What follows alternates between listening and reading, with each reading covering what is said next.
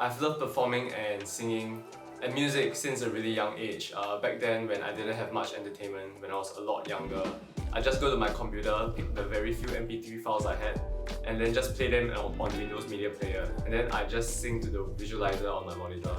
Doesn't sound like much fun, right? But that was my entertainment back then. And along the years, growing up, I never really got super serious into music. It wasn't until when I started busking outside on the streets, especially at Orchard Road, when I slowly developed somewhat of a fan base, a following. I started getting noticed, I guess, and then I started releasing my own original music. So I'm a big fan of video gaming. I love Nintendo Switch, and I'm also a big fan of watching anime, stuff like Attack on Titan and Demon Slayer.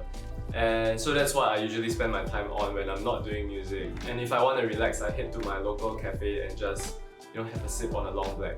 That'd be the perfect way to spend a Sunday afternoon for me. My music definitely sits within the genre of pop, and I describe my music as a blend of the sounds from my favourite artists and biggest influences, namely James Bay, Ed Sheeran, Kodaline, and even Bruno Major, who's another one of my favourites.